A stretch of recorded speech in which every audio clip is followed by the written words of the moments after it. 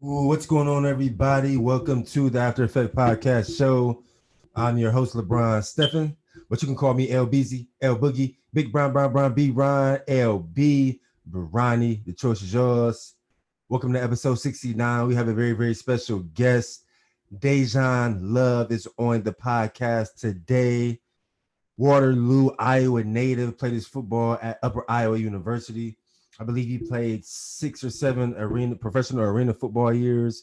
We were teammates for the Iowa Barnstormers in 2016, and now he is in law enforcement in the West Des Moines, Iowa area.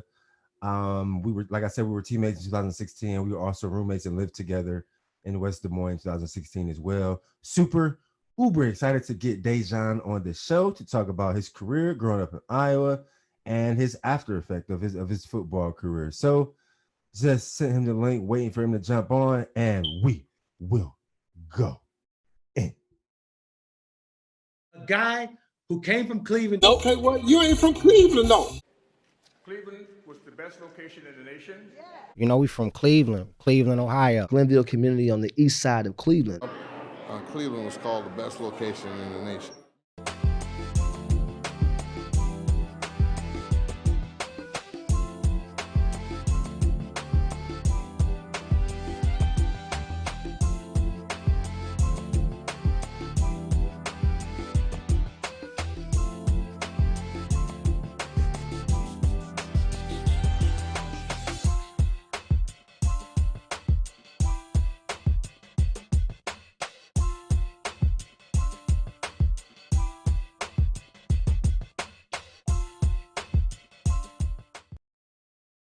There you go.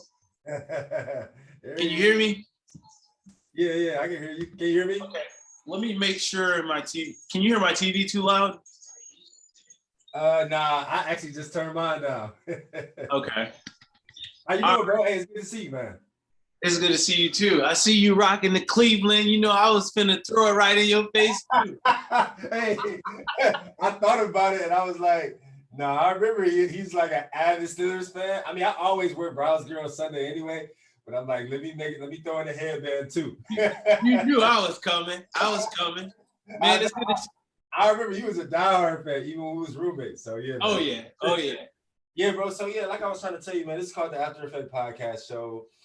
This is episode 69, and it's really it's a passion project. It's my belief that all of us athletes, we have a 10 to 20 year relationship with football, basketball, wrestling, track.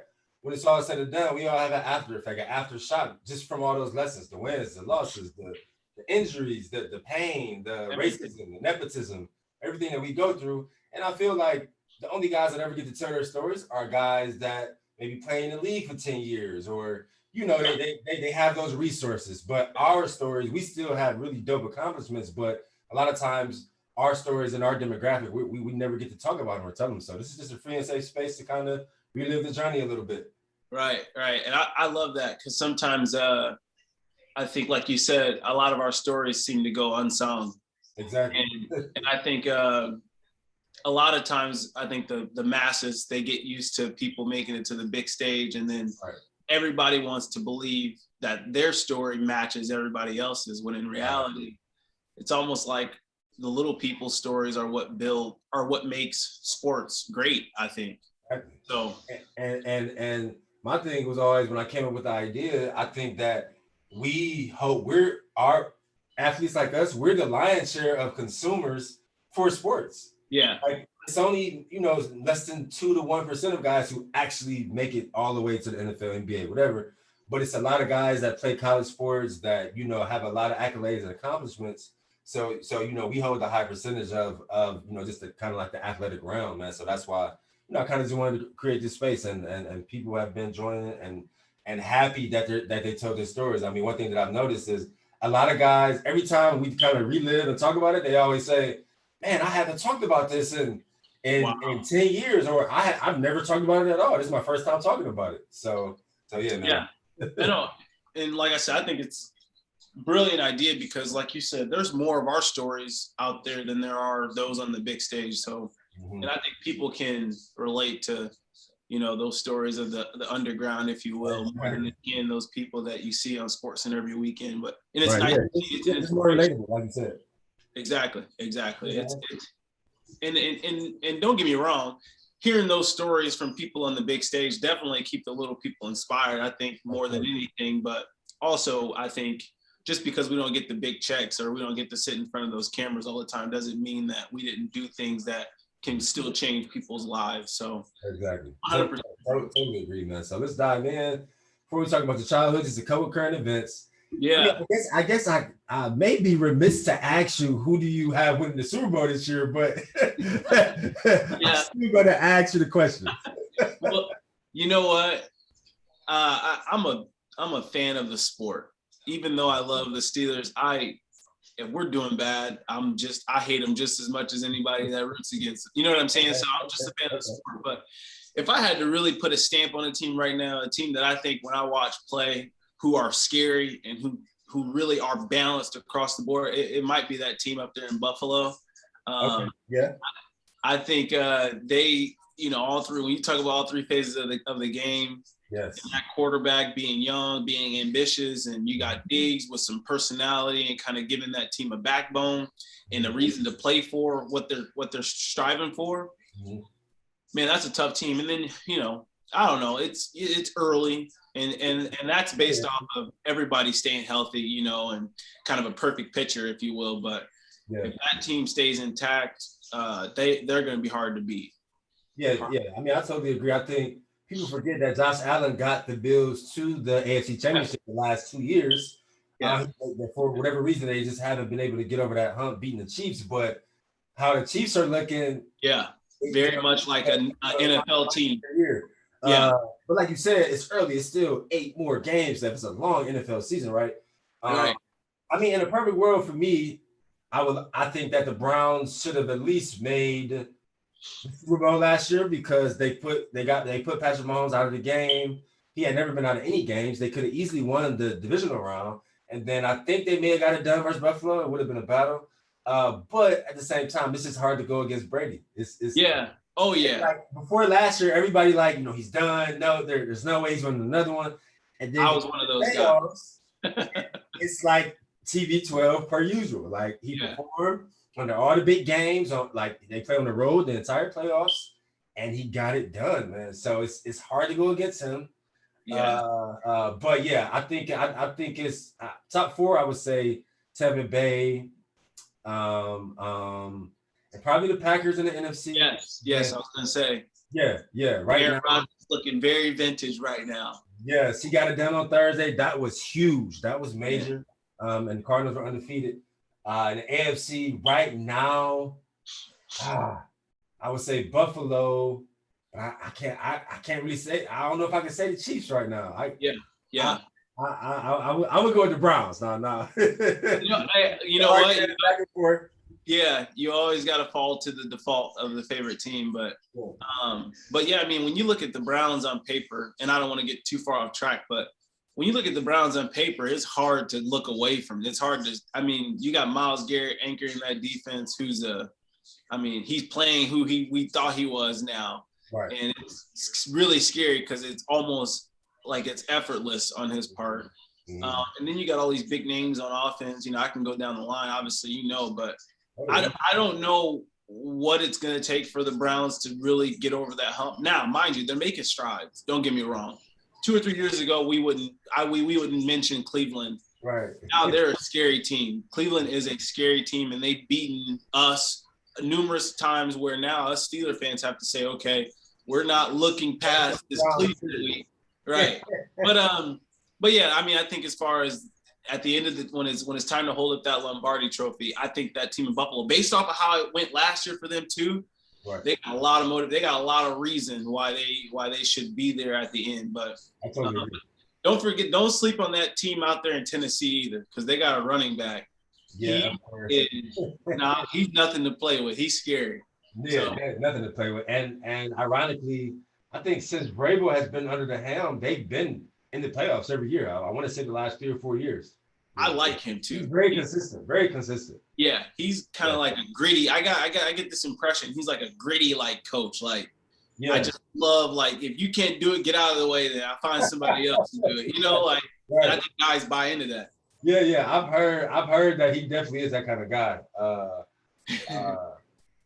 I think like two or three of the homies that played at the U of Iowa were like DBs and played under him there at Tennessee. One is still there, Monty Hooker. He's actually been starting, having a pretty solid year. So yeah, go ahead. I'm sorry. Oh no. Yeah, but they alluded to that he is that kind of guy. Yeah. We always knew he was that player, but you just never know how a player is going to transition into coaching. Yeah. Right. Have you? And I don't want to get too far off track because I could talk football from sun up to sundown as you can. I can too. What's your take quickly on the Hawkeyes this year so far?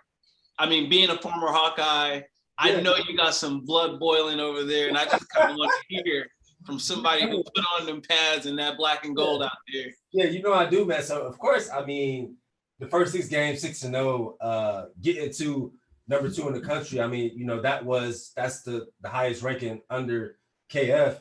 And, when I was there, we got to number 4, number 3 in some polls, but number 4, I believe, in the coaches. Yeah. And, the frustrating thing, because it's so different now watching as a fan. Obviously, I'm an alumni.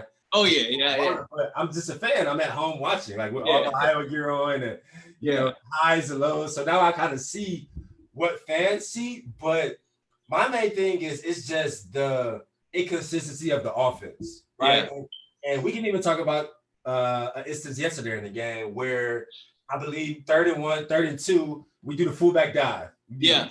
The fullback dive, and then you got the fullback going the other way. You fake the pitch. Okay, you do 1 yard, right? Now it's 4th and 1, right? Now, why run the fullback dive again? Fake the fullback dive and throw the pitch. The pitch was wide open. So maybe one guy to beat. One guy to beat, right? And so it's just, I feel that the offense is complacent. Like the defense, they're number 1 in the FBS in turnovers. I mean, they're doing what they need to do, but the offense is just complacent. I mean, they still run a lot of plays that we ran when I was there, right? Yeah. Brian Ferentz, he has opened it up a bit. I've seen them do some more futuristic plays and kind of get with the times, but when they're rolling, I don't think that they do it enough. Yeah, I gotta be honest. They don't do it enough. They gotta switch it up. They have a lot of weapons. I mean, the running back is a weapon. I mean, Goodson. He can be an All-American running back if they use him. If they use him in the right way and allow him to do things. But yeah, man, it's frustrating, especially the last 2. I mean, yesterday, because it's like Wisconsin is always a good team, and I played in Camp Randall, and it's a tough place to play.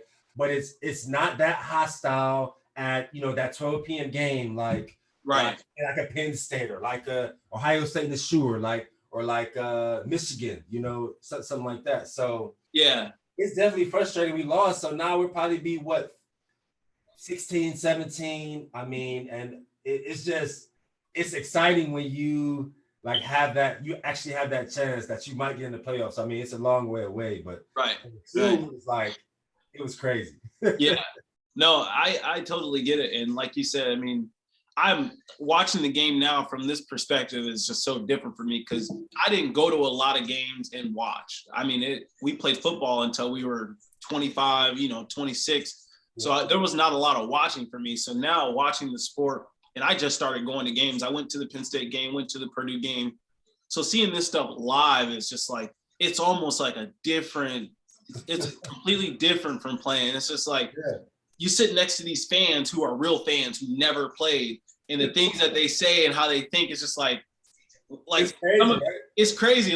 Or the things that you see that they have no idea. Like they literally look at the game as if it's like, oh, if this team's 12 and this team unranked, why is it 7-0 in the 3rd quarter? Like, but there's just so much that goes into the game that I understand that those teams they have talent. They're talented teams. Oh my God. And as the season moves on, it gets harder. Exactly. I don't care if you lost every game up to week 8. You're still going to be a tough team to beat because at the end of the day, athletes are still getting in game shape. Everybody people can play no matter what. They may not have the talent, may not line up across the board, but people are getting better. Athletes are getting in shape. The game is good. You get more film.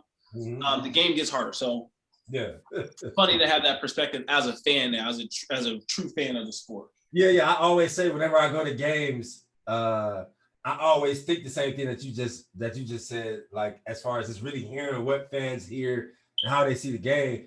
I mean, honestly, it's almost laughable. I just always look just like, wow, like, I know for a fact you didn't play. You know, Oh yeah, exactly. In my head.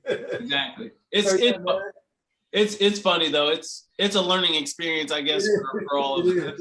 But it's like I feel like us as athletes, I feel like we have a more understanding. We have obviously we have a higher understanding of the game. We know formations, we know tendencies, we know technique. So we're looking at the game differently. But I just feel like I always feel like I'm a little more sympathetic just to the athlete because I know what it's like to be out there. The moments are like, I know fighting through injuries just to play. Like just all those things. So I think us as former athletes, we always have just a little more sympathy than just your average fan or a guy that may have was like third string in high school or something like that. so as a football player, if I were to use the expression window dressing, would you know what that meant as it relates to football if you heard the term window dressing? Window dressing? I've never heard of that. You never heard the term window dressing. So like team on offense, they shift the tight end over here, they bring the running back here, the receiver jumps off side. Yeah. Like they do all of this shit. But they still run the same play. They still run the same play. So I mean, it makes sense, right? There's a bunch of shit that make it look good in the window, but at the end of the day, you know. Totally makes sense. But that was a story I had with people who never played, and I made the turn. I had said something watching the game. We had hosted a game here at my house, and I said, "Oh, they're doing all this window dressing, and it's just the same play." And a couple of family members were like, "Window dressing? What the hell is that?" And it's just so funny because I couldn't explain it to somebody who didn't have. They don't understand. Right. Yeah, because they were thinking literal. They were thinking like window dress, like curtains, like. How does that relate to? But or a football guy, or they see all that movement on the offense and feel like the defense should be shifting or adjusting. Exactly. But really, so it's all a ploy. It's all exactly. Man, I tell you what. In college though, like they do all that. They do all of that moving and shifting, and usually it's either the same play or the same play to the other side. Exactly. But man, I love football. I still do, and man, I could talk about this all day. What's next for us? Oh yeah, so that last current event. How did you find yourself having to grow last year in the year 2020, spiritually, emotionally, physically? Because since we've been alive, like on this planet, we've never walked through a coronavirus pandemic. The world has never shut down. We've never had to wear a mask. Right. I mean, none of that ever happened while we've been existing on this earth. So. How did you feel yourself having to pivot? What ways? What ways did you pivot in your life? Did you grow at all, mostly spiritually? I mean, for me, I pivoted in a lot of different ways, man. You know, career wise, and just how I'm seeing the world. What I felt was important before the pandemic, and what's important now. So just talk about that a little bit. Yeah, I think for me, thankfully, my upbringing kind of humbled me. So like.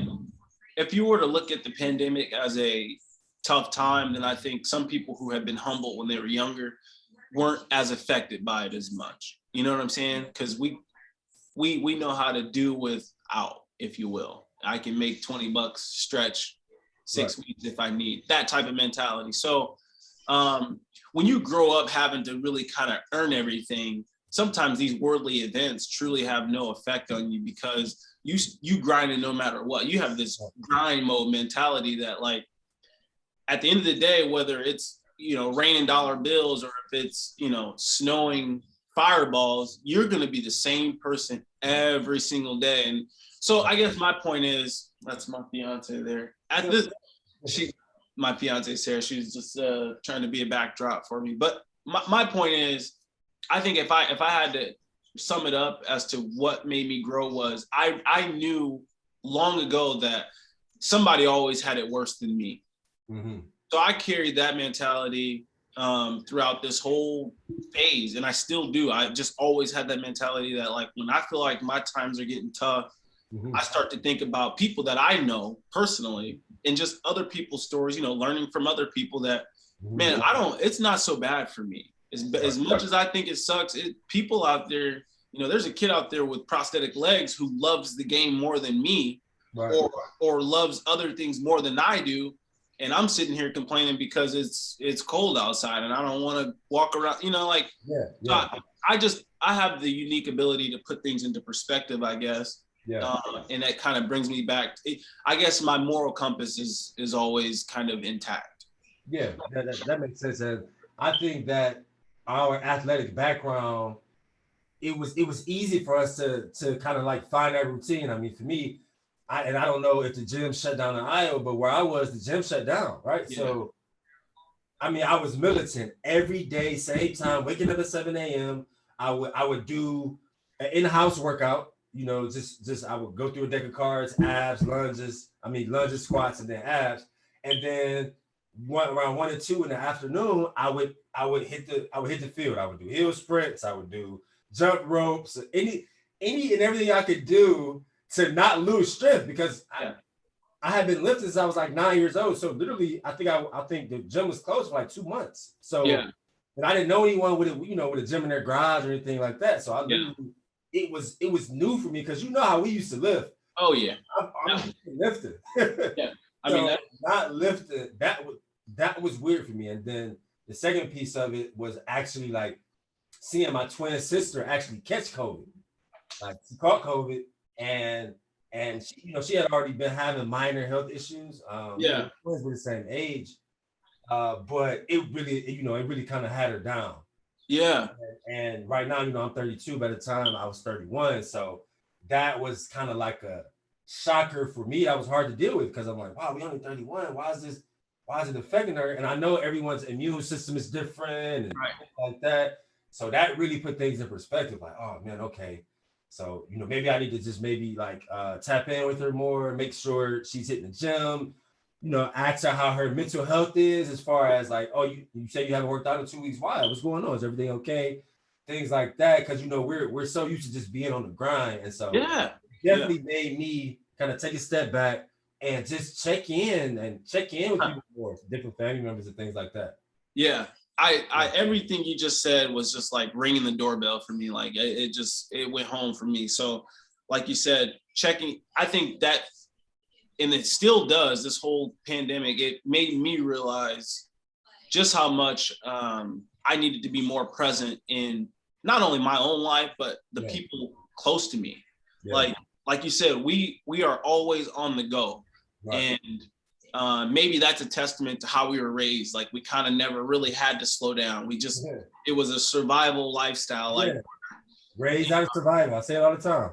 That's it. So maybe it isn't our fault mostly, but at the end of the day, like, that pandemic forced us to kind of hit the gas pedal and slow down and realize, okay, wow, maybe I didn't lose somebody, but somebody I know lost somebody, or somebody struggling, or not even just with COVID, but just with mental health starts to become this huge, like, okay, it is a real thing now, because now people are slowing down, starting to realize it, me, myself included, like, you really start to recognize more about yourself when you're forced to slow down and think about it. So I think there was some growth mentally, and for me, there will always be mental growth. And I realized just how much of an imbalance I had from my mental muscles as I did my physical muscle. Right. So the gyms and stuff were not open. And I think that's when I started to take note of my mental muscle. Like, how strong am I there? I wasn't so strong. I wasn't as strong as I thought I was there. I wasn't as disciplined as I thought I was there. I was in such a fast lane because the gym was open. I could kind of go through my routine and I could skip past my weaknesses. Now I can't do that. So yeah, there was a kind of a recognition or an inkling of noticing that, like, okay, wow, there's an imbalance here. Like, let me maybe start reading a book or something. Let me start working on this personal development so I can not be so imbalanced, So, and I've always kind of been self-aware in that regard when it comes to kind of knowing who you are and, what your purpose is and what your why might be, and so on and so forth. And I've kind of always been that type of person, but that became a true test when pandemic hit, when your routine was completely changed. Are you this person you think you are now? So, but yeah. Absolutely, man. I love that. So yeah, man, let's talk about your childhood. Born and raised in Waterloo, Iowa. I always say this, and obviously, I mean, we're doing nothing but getting older. Yeah. But when we grew up, we didn't grow up like the kids now. We didn't have cell phones. We didn't have videos on any cell phones. We didn't have YouTube. I believe the internet came out in the Black community in 95, 96. Yeah. You could I used to be able to count on one hand how many people I knew that had computers. I didn't have one. Right. So paint me a picture on what it was like growing up in Waterloo, Iowa in the 90s. To be honest, bro, I think that it was a more interactive world, if that makes sense, because back then we had to interact as kids. We had to come up with games. We had to do hide and seek. We had to come up with all these games, indie bounce and stuff like that outside. It was a more interactive world. Kids now are just on their phones or on their iPads. They don't have any they can't talk, and they don't have those social skill sets, like we did. So just paint me a picture of what it was like growing up there in the 90s. Yeah, that's funny. That's funny you said that. I had this conversation with my fiance yesterday about like how, because I love older people. I like having conversations with people 50, 60, 70. They just seem to, obviously they got a lot of life experience. But the point I was going to make with that is when you said like the kids before us, they don't have any connection with reality, if you will. I think people of older times, they do, because they had to be there in the physical. They had to experience. So I think when I'm listening to older people and they say, someone that's 70 or 80 years old, they say back in 1960, it was 70, but like they can pinpoint a date in that time. And I'm just like, I can't even do that, and it was a testament to what you said. Like they were present all the time. Their minds were not, there was no social construct, that was dictating how they thought or how they felt or what they were doing. And there wasn't a lot of intake on their brain. It was, I'm going to go to my friend's house today, and you're at your friend's house all day. You ain't on the phone. You're not going to get this. You're not, it wasn't a lot coming in. So you were able to home when the street lights come on. Yeah, exactly. But to try to sum it up, man, I love being a 90s baby. Like I think I tweeted this the other day. I fell asleep to Chucky, one of the first Chuckies that was made, I think in 91, just because I love the feel of big box hats, and just, I like the feel of the night. Even though I was a kid, I appreciated looking back on it now, because that was the time I came from where I felt like America was really at its rawest, almost, in a sense, like, at least for us, before it got into this social aspect where everything is kind of superficial now. But man, growing up in Waterloo, town of 60,000, 70,000 people, it wasn't easy. It really wasn't easy. And I think, like when we talked about earlier when we opened the show up, I think everyone has a story. And I think I was fortunate enough to have a few people above me growing up that were able to reach their goals and play in the NFL. And I kind of had them in my shadow, so I had some inspiration there, but I was nothing short of, making that wrong decision around the corner if I chose to. So I was a good kid though. At the end of the day, something happened where I was able to not make the mistakes that others made. Mm-hmm. And not only that, I was able to learn from other people's mistakes, right? So I had people close to me that made those, unfortunate decisions that I was able to kind of say, I can't do that. I ain't doing that. And so I was kind of a lucky kid growing up. I saw it all. I can relate. I understand, everything that's going on out there. I know the streets. I know how they work. Yeah. I just didn't play a part in it. I just had a different perspective on life. I was fortunate enough to not just have that perspective. I had another perspective. So did you have like a mentor or someone you looked up to that was able to give you that game? Because for me, my father was in my life. My parents got divorced when I was 11, but by 11 I already had that base. That base was already there. Right, that structure. And my dad used to sit me down and really used to tell me like how to read people, like this guy, if he's spoiled and he doesn't get punished or have punishment for doing something wrong, he's going to end up either dead or in jail. Like this guy, he's a follower. Like he used to really tell me and explain to me people. Yeah. and like how I can identify that, okay, that's a guy that I can be around. We like the same things. We like sports. We like to get good grades. We like sketching. That's somebody I want to be around. Then this guy, he likes sketching, but he like getting in trouble every day, or he like to fight, or he just got suspended from school, and now he's right back outside that same day. Like he didn't get put on punishment for 2 weeks. So when you understand how the world was, he was telling me like he's going to grow up as a man and think that the world owes him something. Yeah. Because he's able to do anything and not get in trouble for it. Yeah. And I'm telling you, bro, everybby that he used to identify in our neighborhood that was kind of like that told me, hey, don't hang with that dude. I'm telling you, man, it happened. Like guys was in the streets and lost their lives, unfortunately, or to this day, is some guys like doing heavy bits for just making bad decisions, man. So I'm not sure if you have a daddy or like, but it sounds like you had some kind of mentor, someone kind of giving you that game to understand, like, okay, this is where I need to be, and I don't need to hang with those kind of people. Right. And this is why I love like having these conversations, because you can just learn from other people. But the point is, like you said, sometimes we don't talk about our own story enough.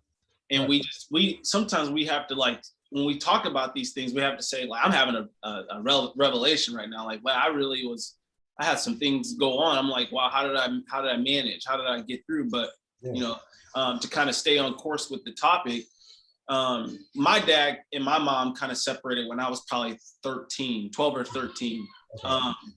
And I was an athletic kid. Sports was all we knew. We didn't know anything else but sports, and my parents didn't know anything else but sports. I mean, how we grew up, nobody was opening books. Nobody was reading us bedtime stories. We wasn't having 5 o'clock dinners. There was no family, there was nobody pulling me in and saying, nice job, kid. A lot of that stuff we had to learn as we got older, and still learning some of those things. But, I think for me, I had some mentors and some guys that actually went to the NFL, and that influenced me enough, because I was an athlete. I knew I wanted to play sports. So having these people in my corner and seeing their dreams come reality was enough for me. It was, okay, this is it. Let me find what I love to do. I'm going for it no matter what.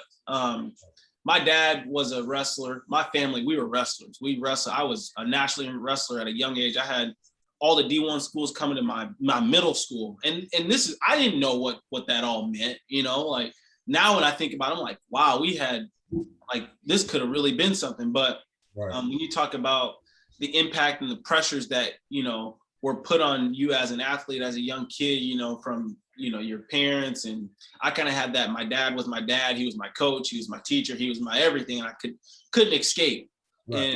Even though I had a lot of success, especially in wrestling, it was just so much pressure that I quit from it. I was like, I can't do it.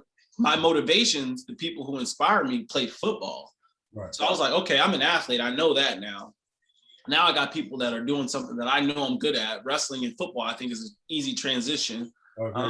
And it worked out for me. Obviously, I went on to play football at a number of levels and whatnot, and had a lot of fun doing it. But I think the one thing I think about the most is, everything was so athletically driven our whole lives that it neglected my mental health was neglected throughout all of those years. And when you talk about being in the fast lane and we was on the survival lane, parents, and it's not their fault. At least I'm speaking for me. I think about it now because I'm older and I'm wiser. It wasn't my parents' fault, because they had the same childhood. They wouldn't know how to sit me down and teach me these life lessons. And so I went through a phase of like trying not to point the blame at, people that you would expect to teach you these things, because they didn't know. How can they teach you if they didn't know? They had the same upbringing you did. So, and that's not easy. I think you could relate to that too, is, when you go through these phases of life, you get older, you're like, man, why so-and-so couldn't break through? Why is it all on me? And that can be a lot of pressure on you, especially when you feel like your world starts going in a different direction than the people you're around every single day. But and I was picked on, believe it or not, man. I was picked on. I was bullied, bro. I mean, and just to kind of throw this little piece in here, the reason why I love this podcast idea and the reason why I wanted to pick your brain about it is because, like you said, people need to hear our stories. Right. There's more people out there like us than there are those people that get to be on SportsCenter every day. Exactly. And, you know, just to throw it out there, I think I picked a name for my future podcast. It's going to be called Pick Me First. And if I could just kind of talk about this a little bit to kind of give you an understanding. The reason why I want to start a podcast called Pick Me First is because when I was a kid and I was younger, I thought I was the most talented. I was the fastest. Nobody could F with me. Right. But I was really small for my age group. So I had to show up to the park first. And I had to be the last one to leave. I had to earn my right to play, to get on the court and to do all these things because the kids were older than me. They were bigger than me. Sometimes my own brother wouldn't pick me first to play 5-on-5. That's right. And then it's like, all right, you got next. You're on the next team. And then you got these older guys that come and and they already go to Iowa and right. You know what I'm saying? How can I play now? So yeah, I just felt like pick me for, like, you know, I had this. And now when you told that story about your dad telling you all these people that he could foresee being what he was telling you they were, I think about all those kids at that park that made me wait and didn't pick me and how they didn't do nearly what we did, what we turned out to be. So yeah, pick me first. That's real. That's dope, man. And that's why I always tell people, you know, if you want to get in a podcast, like don't do it for the money. Like as you grow, you will understand, you know, how to make more money through your listenership and, you know, how to garner sponsorships and things of that nature. But it has to be off the passion. You know what I mean? Yeah. So I was passionate. I'm passionate about storytelling in general, but I'm really passionate about our stories because these are real stories. These are things we talk about, things that really happened in real life, and a lot of times we're never able to talk about it. You know what I mean? Yeah. I like that, man. I love that, man. And like you said, it's kind of the unwritten stories or untold stories, if you will. But exactly. But yeah, man, it's and all those things, man, with my dad leaving and me quitting the sport that he loved, and you know, I was living through him and being picked on at the park. All that was just like things that I was able to kind of use as fuel to kind of keep me focused, like to the point where like there was nothing that was going to stop me. I had already believed that I was going to get to where I thought I was because I started to see that progression in my own life. I started to see the success in sports. I started to see my body kind of turn around into this athlete and my mindset. Right. So, and then I started to see the other people kind of fall to the wayside. You know, I seeing some of these great athletes, you know, getting caught up in the streets and this and that. Right. Right. So there was a lot of things that kind of helped me kind of stay in my own lane, if you will. Exactly. Oh no, I talk that language, man. So talk about, you know, when you started, like for any elite athlete, and like you said you were really athletic at a young age. We all know kind of like when that light switch hits on, like you kind of have a certain kind of growth spurt, or even if you don't have a growth spurt, you get really strong in the weight room. And you start to notice that you're better than like most of the people that you're going against, right? And for me, it was like 10th grade. I think that's when I started. I had a growth spurt. I started realizing I was a lot stronger than other guys. I started like kind of dominating the 12th and 11th graders. I started getting letters. That's kind of when the lights started hitting on. Like, oh man, like I always wanted to play college football, and I used to sit on the floor. My dad used to lay out newspaper, and I would eat my McDonald's on the newspaper, sitting on the floor and watching college football on every Saturday. Yeah. But in 10th grade, that's when it was like, oh no, like I might really be able to do, like I might really be able to, everything that I watched the Floridas and Ohio States and the Michigans, I might actually be able to go do that. Like that was, that light switch hit on for me in 10th grade when I said, okay, like, no, this is a real thing. I can really make this happen.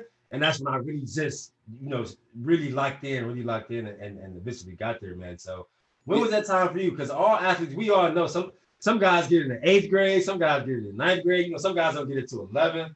For me, it was 10th. So when did that light switch kind of hit on for you? Wow, that's a great question, man. That's a great question. I got a lot of thoughts right now, and I'm trying to figure out how to piece it together. But to get to the point, I don't think my moment came until I got to college. Okay. till I got to college. But the reason why is because even though I was such a standout athlete in wrestling when I was younger, 7th, 8th grade, my family had a reputation of that. So I didn't know to what level I was good at, because everybody was good in wrestling. And then when I got to high school, I never got the recognition I thought I deserved. My other teammates got that recognition. So I just always felt like I was second and third best, even through high school. And to couple that, my high school had a tradition of losing games for 20 years prior to me getting there. So it was just a droughtful situation for a long time. There was nothing to be really proud of throughout high school, even though I had my little successes. And yeah, I knew I was doing something right when it came to football, but I never had that front and center moment. No one ever kind of crowned me. Because other people were getting those moments throughout my whole high school career. I probably won 3 or 4 games in my whole high school career, 9th to graduation. So it was dreadful. So I don't think it was until college that I actually started to see myself come into myself, because quite frankly, I mean, I had put in a lot of work. When you talk about doing things when no one is watching, man, I'm telling you, like, we put in those 10. You ever heard that 10,000 hour analogy, that 10,000 hour story? When people talk about putting in those 10,000 hours, I was putting in those 10,000 hours, man. And I was having my own sports center interviews with myself, because that's where I felt like I was going. Because no one would give, I wasn't, no local news station was coming to me after those games. They weren't trying to talk to me. But anyways, it wasn't until I got to college, and that's when I really started to see my hard work pay off. And I was, I went D2, I went to Upper Iowa University, and I think that's in the script or whatever we'll talk about later. But yeah, I mean, I went to a senior camp there, and they noticed me. They said, hey, we want you to play. And I didn't have a lot of, counseling or, mentoring in that realm, as far as what does the transition from high school to college look like. And quite frankly, no one in my family did. So I was kind of out there, trying to put these links together myself. Figure it out. So hey, hey, DaeJohn, you want to come play here? Hell yeah, I'm playing there. That's kind of how it was. So I was like, and I went to that camp and I did really well my senior year. And that was the first moment I got this player of the camp, like, senior year. And so I'm like, dang, like, all right, somebody notices me in the light that I already see myself in. Right. So I already saw myself there, but now somebody else is seeing me there. Boom. You ain't got to tell me nothing else. I'm padding up in the fall. I'm near. So that's kind of how my moment came. Yep. That's kind of how that moment came for me. Right. I got you. So this is kind of like a 2-part question.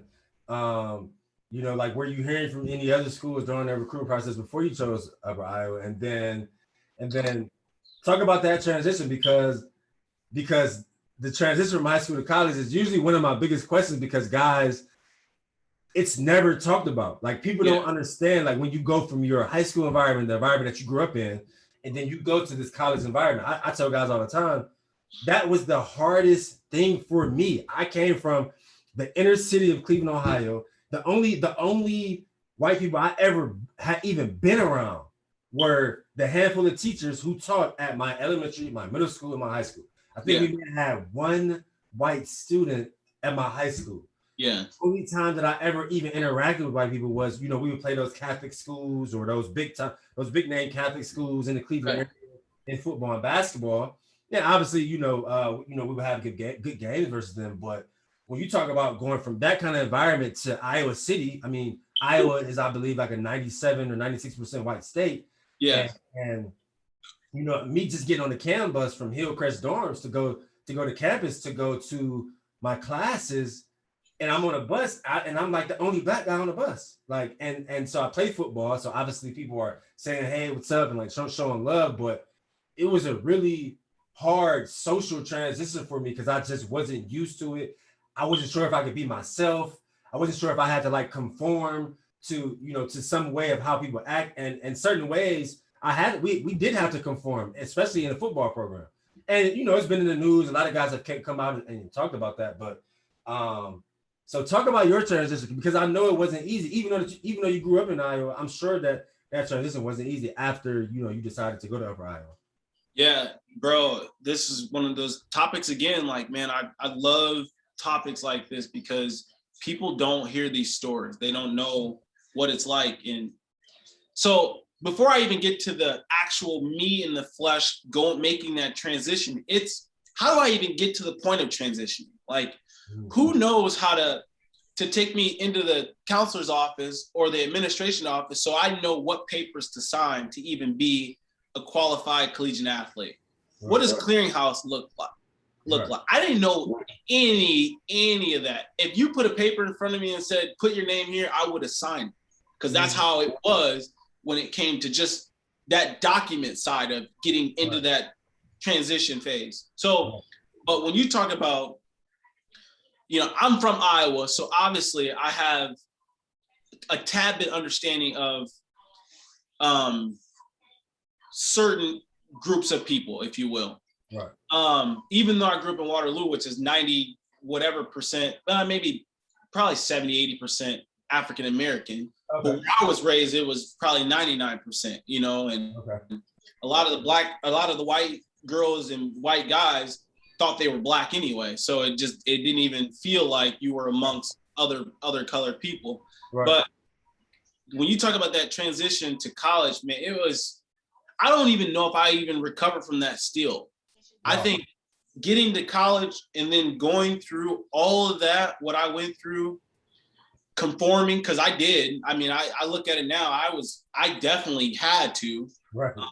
Especially later on throughout my career there, it got even harder because you're becoming a better athlete, but then you got the little brother of a guy who was all state for an 8-man football team that's coming. And just because his brother played well there, he's going to play now. Right. And you're in your senior year. The politics come. Didn't know nothing. No one put me up to game on this. Right. So when you talk about the psychological warfare, what is happening right now? Right. Does this coach not know this 20,000 hours I put in before I even came here? Right. And then it's just the surface level things. Like, I played 4A football. This kid was, he played 8-man football. He was playing arena in high school, essentially. You know what I'm saying? Like, does he even know what football is? But because his name is this, and his brother already came through here. So there was things like that made it tough for football. Right. But when you talk about microaggressions, when you talk about these behavioral indignities, were they so evident back then? And again, I was not aware of what that was even. We didn't even know that was a thing. Right. The way people talk to you, the way they look at you, what these comments mean. Yeah. We didn't know any of that. We were agreeing to it. Conforming. Yes. That was now what we know as conform. We just shook our head because all we know is right from wrong. If this person is telling me something that sounds right, shake yes sir, no sir, whatever. Just trying to be a respectful person, because that's kind of what we thought was respect, Exactly. But dog, college was really hard. Even though I played every year, the politics and just, it was really, really hard. And I think mentally, like I said, I still think about those years that I went there and being amongst people that didn't look like me. And then hearing about all the stories about kids that did look like me that went through there and how their careers ended. And then me being like this, there's a word for it. There's a word for where you look like something that most people, I won't say prototype, but I was almost like not the black kid in college. Okay. I almost was more like the white kid because I spoke well. I didn't argue. I didn't look like the kids from Florida. Right. I didn't act like so I kind of was treated a little different coming in. Okay. But as I got older and I started to realize who I was, and then I remember one day in practice, I was like, man, I'm trying to go to the next level. like, I need this. Right. These kids, they're gonna go work for their dad when they're done. So, and then what you felt that, because Please say that again, please. And guess what? Those I ain't gonna cuss, but they working for their dad now. Exactly. You know what I'm saying? And I was trying to go play on Sundays. You know, I believe that. I was trying to go, and that wasn't they didn't want to hear that. It was go to class, make sure you on time to study table. I'm like, yeah, I get all that, but I need these reps though. Right. Trying to get somewhere. And that's when I started to see kind of my path go a different way, because now they viewed me as a kid from Florida, you know, like he's not listening. He's not doing what he's supposed to be doing. When in reality it's like, no, man, they didn't understand our point. They didn't understand our point of view, and they weren't willing to change because they, quite frankly, didn't have to. So man, I can attest to that on so many levels, bro. Because when I went to college, going into college in 2007, I thought that the best players played, because growing up, for me, and everybody's experience is different, but the best players played growing up. And you know, I went to a very popular high school in Cleveland Glenville. We had a lot of guys go to Ohio States, a bunch of guys playing the Big Ten, Wisconsin's and Iowa's and Boston colleges and Hawaii, and went just everywhere, hundreds of guys, right? Yeah. And they're the best. It was so much talent there. Right. In your hard hat every day, just to give your chance, just to give you a chance to be a starter. Right. Like, you have to compete. I mean, a high level of competition, not just okay, I'm gonna try to beat you. I'm talking about a high level, every rep, everything you do, you're competing, trying to win. Yeah. So going to Iowa and seeing that, it was like a shocker, like it was for you when you was at Upper Iowa. It's like, oh no, this is different. Yeah, this is way different. Because first of all, these guys from this demographic, this is the highlight of their life. They're not trying to make it to the NFL. They're from Dubuque or Bettendorf and Darmont. And their dad and their uncle and their grandfather went to the University of Iowa. They give money back to the university every year and a half for years, and they all have companies. And like you said, when Billy graduates, he's going to go work for his dad, work for the company. Yep.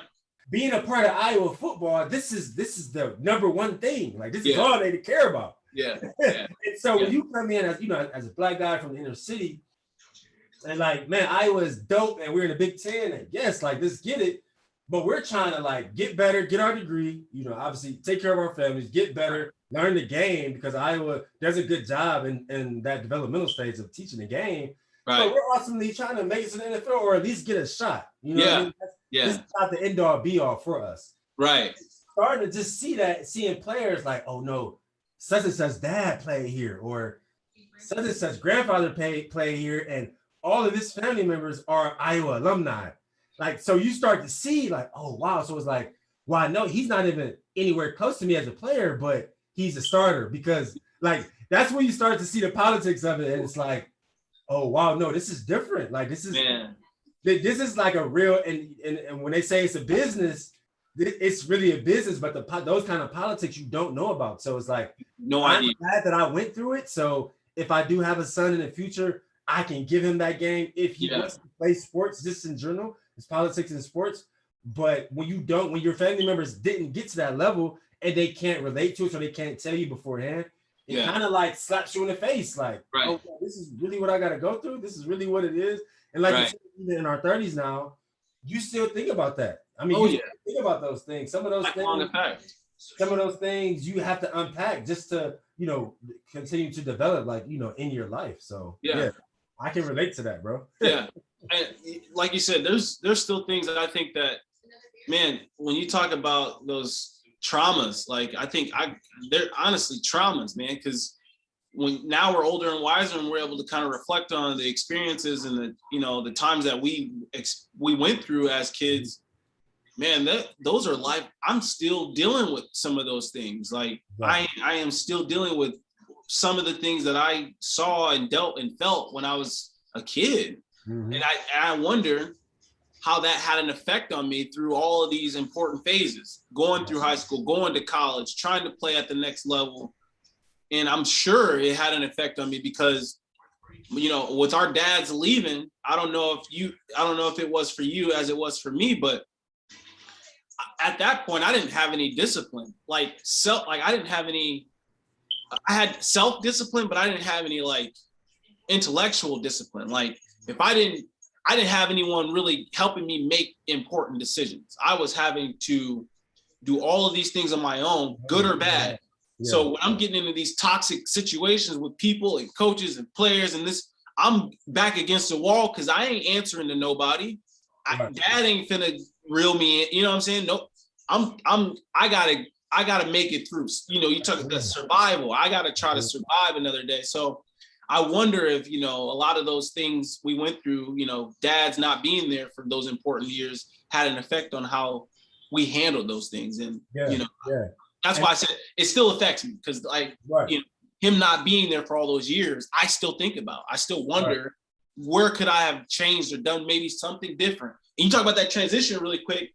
Like maybe I should have went JUCO. Maybe, you know, if my dad was there, he could have said, DaeJohn, maybe think about junior college or something. Right.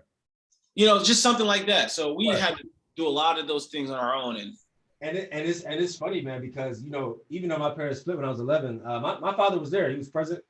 I actually went and lived with him when I was 16 and then all the way through high school. And then actually when I went to college, I was living with him at the time. And it's funny, man, because even when your parents are there, even with like, you know, in this case, when your dad is there, he didn't play college sports. What does he really know? So yes, he can give me some game or he can give me his opinion on what I should do here or what I should do here when I feel like I'm being treated a certain way when I come home and tell him how things are going. But he's only going to be able to give me his personal opinion off of whatever he gets from his head. But it's nothing to the point where he can relate because he didn't play. Right. So it's like, even though, and I love to give you to be able to offer this to you because you say your dad wasn't there, but my dad was there. But even still, some of his opinions of my experiences, they didn't resonate with me because it's like I could tell him what I was going through, but he couldn't like feel it. Like I could feel it because I walked through it and he hadn't walked through it. So I could take 2 hours and try to explain it, but it still just wouldn't make sense to him. You know what I mean? So So sometimes I wish I could even have that conversation with my dad. Yeah. I never even had those you know what I'm saying? Like, I just never had them. I did when I was a kid, but what do I really know at that time? You know what I'm saying? When I'm 12, 11, 13, what do I really know? Everybody's going to do what your parents want you to do. Exactly. But when you're 21, 22, and you got college, you got school on top of that. School, bro, my mind wasn't even geared to learn. Like all the way up to college, I don't even have a learning process. Like my mind is still survival.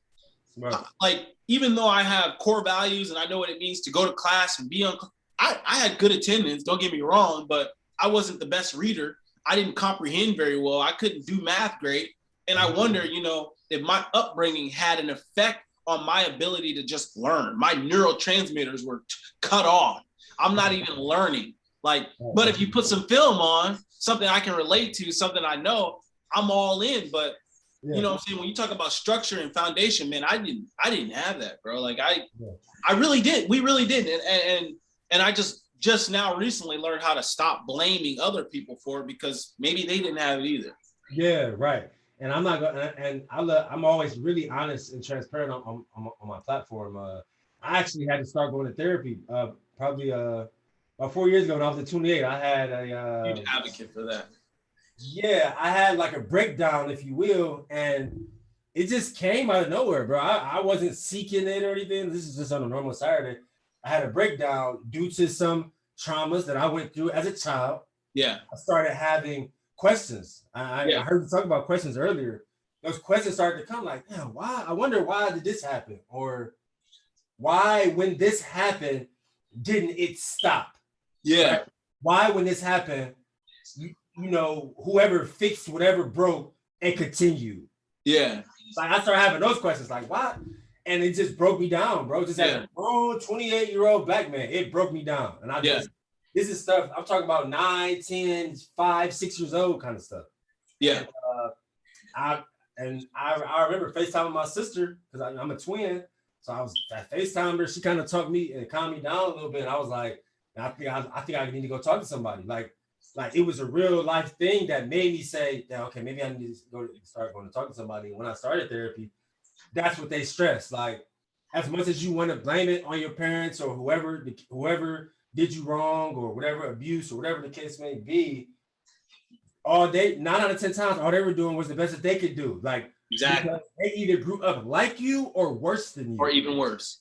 Exactly, or worse than you. So they, in their minds, they think they're doing a better job. Mm-hmm. When it probably wasn't. But they grew up so much worse than you did. So even if you grew up bad or worse or going through whatever you went through, in their minds, they did the best they could because you grew up better than them. Yeah. So when I was really able to compartmentalize that and say, okay, wow. And I have really young parents. My parents had me and my sister really, really young. Yeah. So when you realize that it's kids raising kids, it's like, that's when that empathy comes and kind of the sympathy comes. And it's like, okay. And then you're able to garner those skill sets to kind of work through it. And it's a process. Yeah. Oh yeah. And like I said, still dealing with it. Still dealing with it. Right. And like, man, I would even go as far as to say, you know, when you talk about mental health and you talk about anxiety, you talk about depression and all of these worldly topics now, I would even argue that there's kids like me and you, or people like me and you who actually have been dealing with that when we were kids. We didn't even know.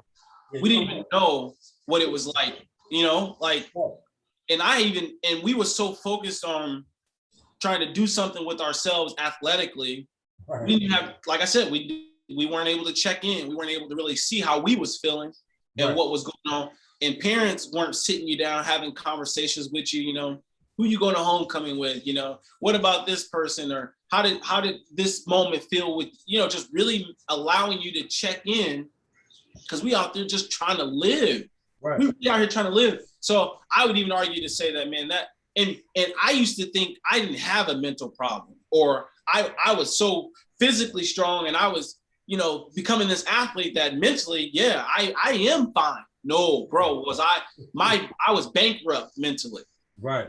It wasn't there. It wasn't there because that's just how we was raised to be a warrior, raised that, you know, if something happened, you don't cry, you don't feel no emotion. You stick your chest out, you stand up 10 times, you stick your chest out, and you get through it. I remember my father used to always tell me that, like, and you stick your chest out and you figure it out. Like, real talk. And I just, man, another reason why I love having these conversations, and I hope to have them more on my platform, is because it feels good to know you're not alone. You know, in these moments, like, man, I went through all of these years with little guidance and still here, you know, and still have the means and audacity to help other people. Imagine that. Imagine having the nail put in you for so many years, and now you ready to pull one out of, you know, you ready to help people in the same fashion that you didn't receive. So that's why I say, man, I enjoy these type of moments, because it grows you personally, but it also grows other people. So right. And it's funny, before we talk about the next topic, I just thought of something that my father used to always tell me. He used to always say, try, died, do is alive. Say that again. He used to always say, try, died, like D-I-E-D, try, died.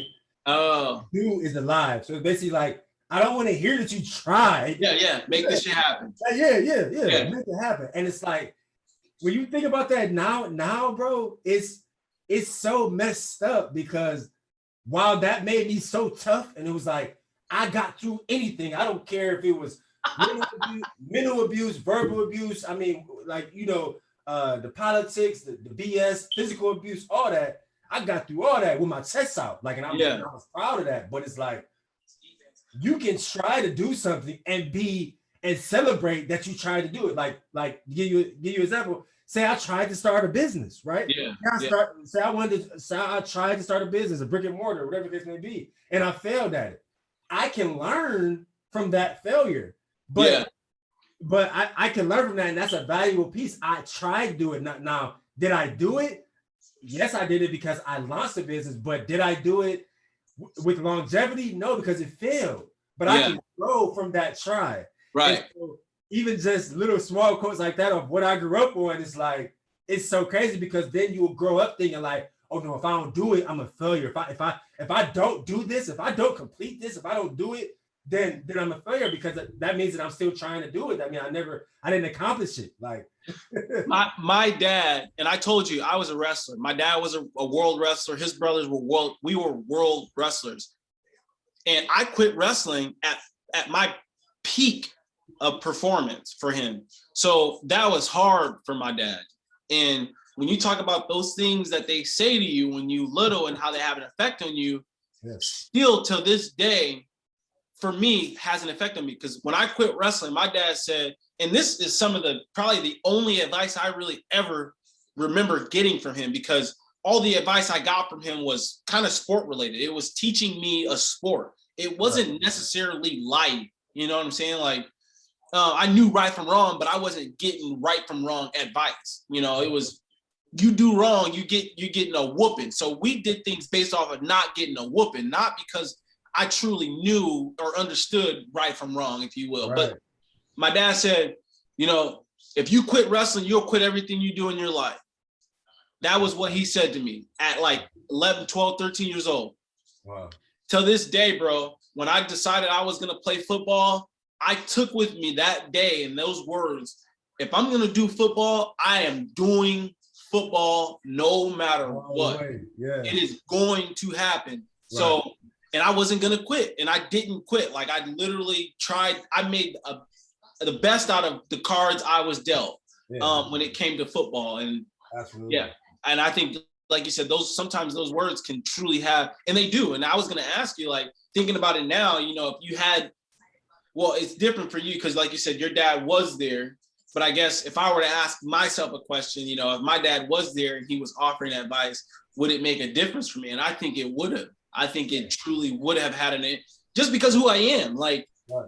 I'm already an athlete. I already want to be successful. You right. know, if I got somebody that's telling me, that's giving me this information, man, I think I could have played on Sundays. You know right. what I'm saying? Because I had all the motivation and hard work and dedication. I was checking the box on all this other stuff.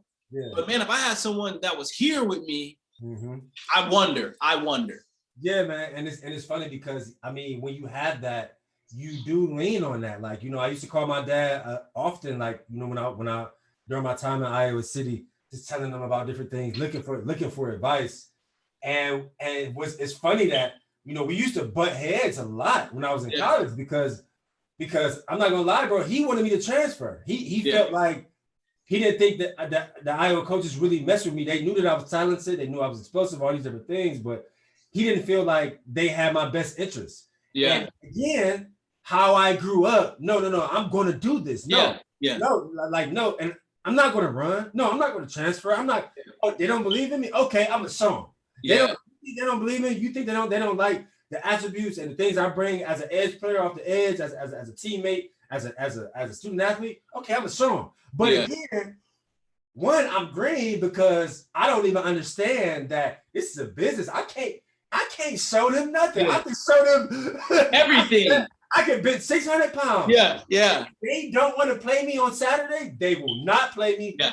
There'll be a reason not to. Continue to operate like it does, and I'm just gonna have to deal with that. Yeah. But I didn't understand it. I'm a young guy, but again, I was stubborn because I'm so strong up and welled up. Like, no, they don't believe me. Okay, no, I'm gonna show them. No, I'm not gonna run. I'm not gonna run. I'm not gonna transfer. No, I'm gonna fight through this. I'm gonna get through this. I'm gonna show them. Like, right. Because as a kid, you thought that was right. That was what was so we used to play heads. I used to be like, man, but it feels like, why would I leave? Why would I quit? Why would I transfer? Like, that just feels like that goes against all the morals, like, you know, of how you raised me. And it's like, but when you understand the business, he was talking about that. Like, man, son, I'm not talking about that.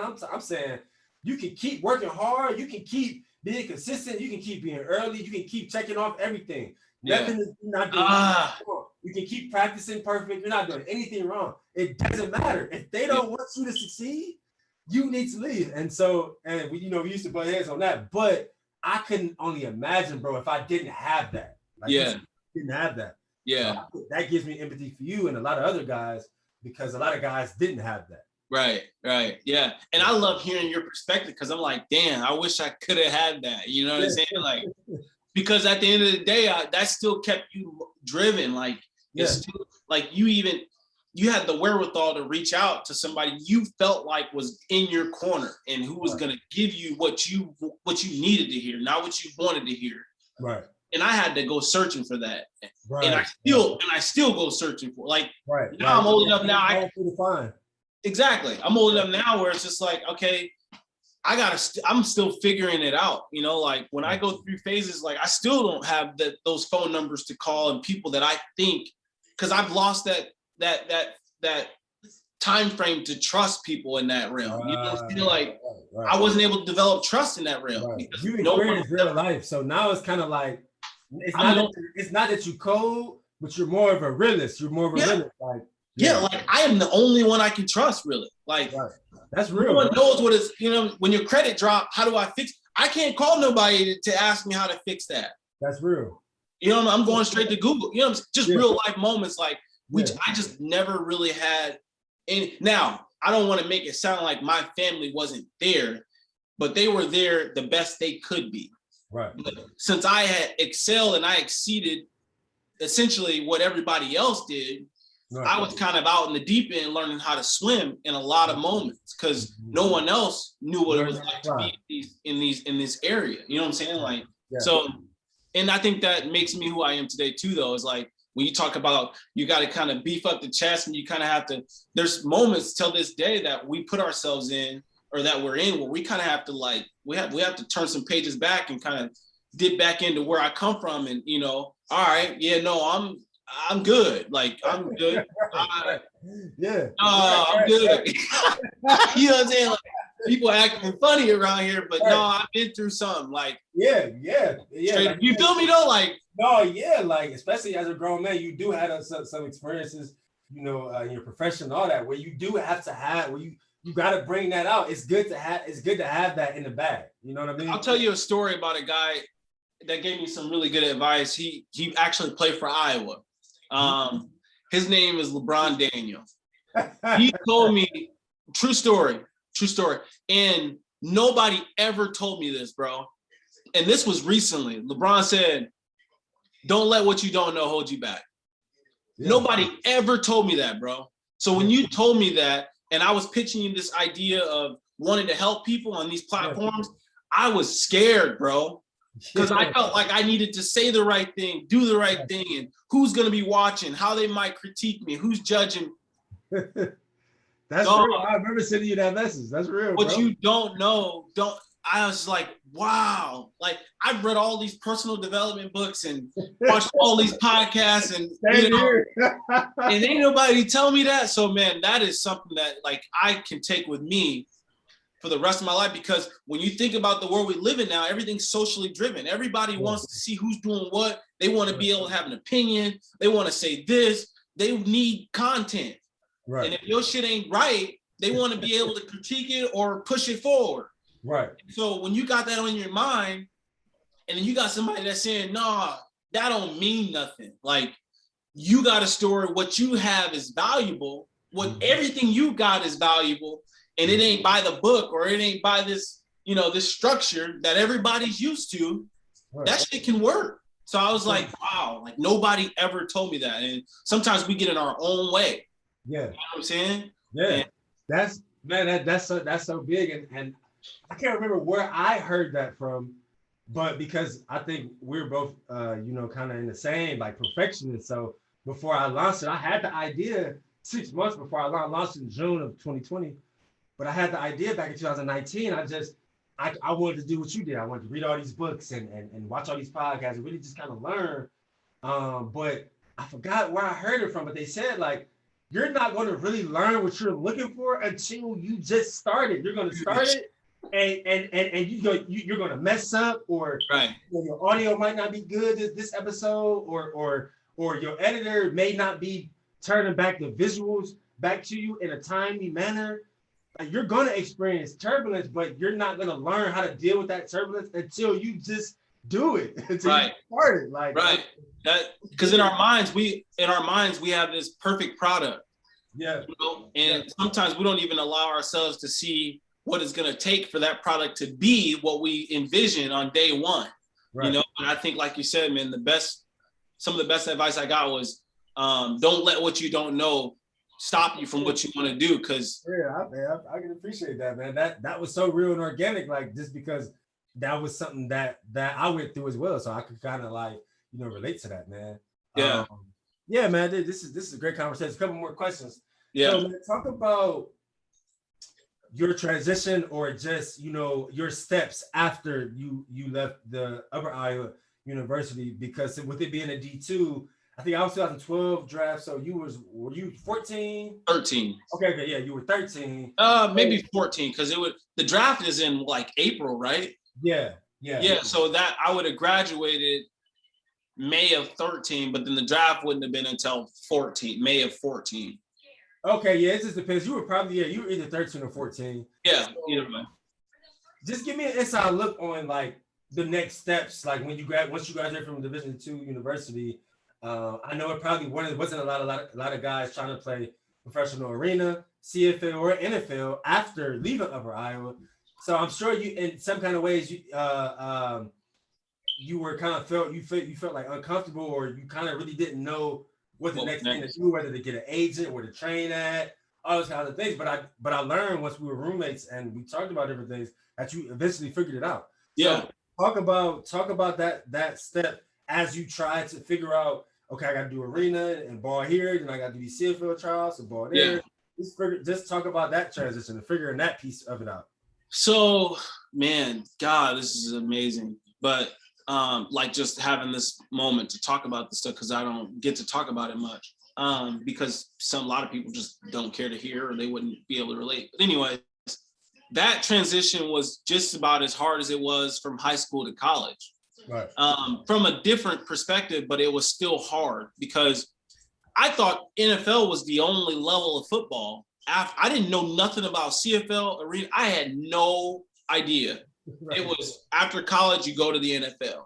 Right. Now, mind you, like I spoke on briefly earlier, my college they weren't trying to get guys into the next level. That wasn't their thing, because as coaches, they've never played at the next level. They don't know what that's like. They can't coach another kid to a draft, so they wasn't even talking about that. It was football after college was non-existent, bro. It was not a thing. No one.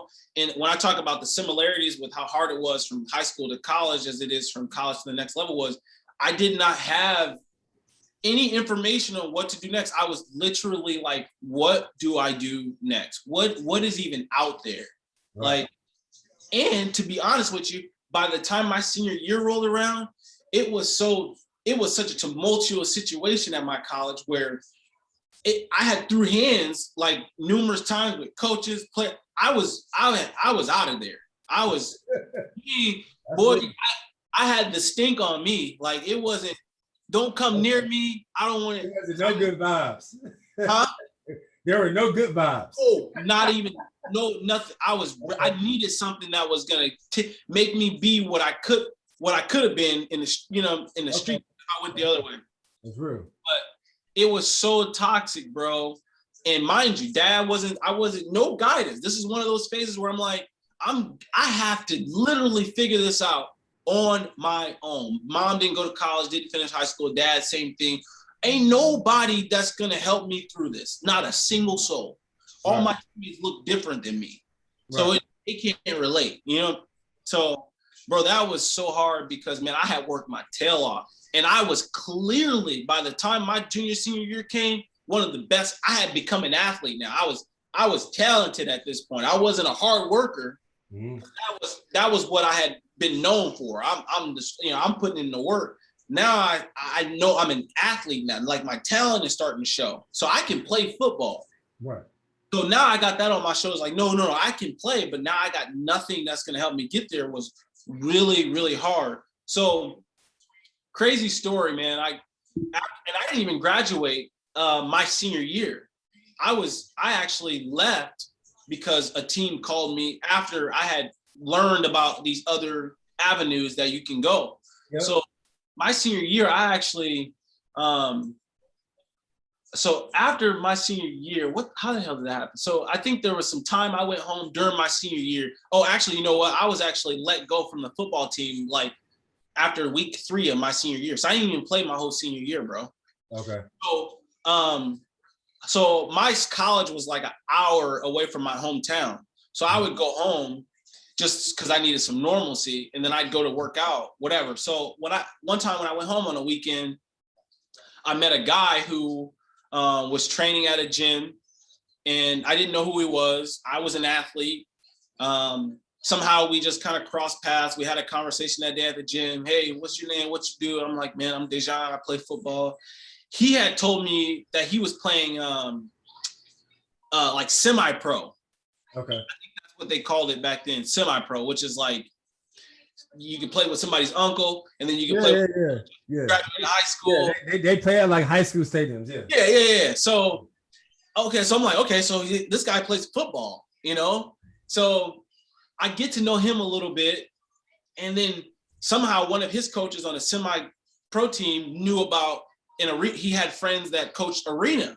So now I got introduced to arena football. Mm-hmm. So my buddy who's now my buddy that I met that day at the gym, one day we went to the gym and he goes, hey, my coach just talked to an arena coach. They got a tryout coming up. Do you want to come with me? I was like, I'm near. What do I want? Because out of me and him, I'm the football player. You know, so he didn't go to college or anything. So he just loved the sport, wanted to play, mess around with it. I'm trying to get a ticket off this. So I'm going to this workout, this tryout. Long story short, man, I went to that we both went to this tryout. I showed my ass off. He wasn't really, he was a hard worker, but he never established that talent side.